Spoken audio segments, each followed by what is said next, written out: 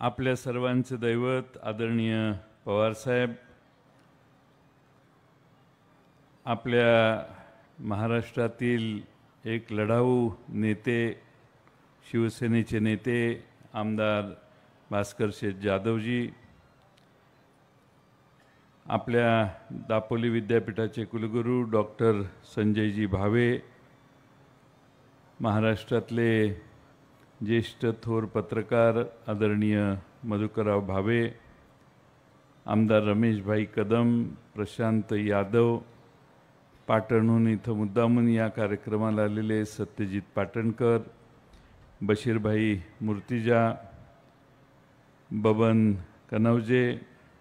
बारक्या शेठ बने, आमचे जिल्ह्याचे अध्यक्ष विक्रांत जाधव, राजाभाऊ शेलार, पाटणचे आमचे दुसरे ज्येष्ठ नेते स्वप्नाताई यादव, सुभाषराव चव्हाण आणि स्मिताताई चव्हाण, संगीताताई साळुंखे, दीपिकाताई कोतवडेकर, युवक जिल्ह्याचे आमचे अध्यक्ष नौसीन काझी, संकेत कदम, मुराद आडद्रेकर, सर्वच मान्यवर आणि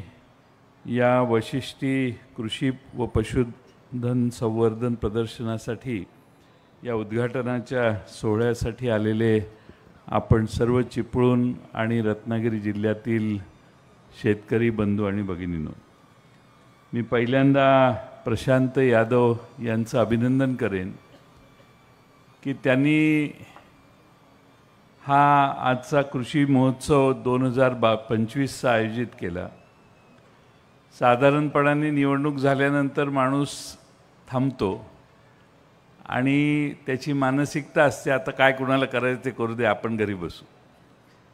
पण प्रशांत यादवांचं अभिनंदन यासाठी की तशी मानसिकता त्यांची नाही, उलट दुप्पट जोमाने ते बाहेर पडलेले आहेत आणि तुमचा सगळ्यांचा विश्वास पुन्हा संपादन करायची जिद्द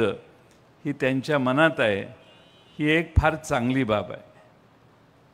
मधुकर भावे साहेबांनी सांगितलं तशी एक अतिशय उत्तम अशी वशिष्ठ मिल्क संस्था उभी करण्यात आली। अतिशय उत्तम काम मगाशी आम्ही त्यांच्या प्लांटवर गेलेलो, तिथं दाखवलं आणि आज या भागातल्या सर्वांच्या उपयोगी पडणारे हे शेतकऱ्यांसाठी प्रदर्शन या ठिकाणी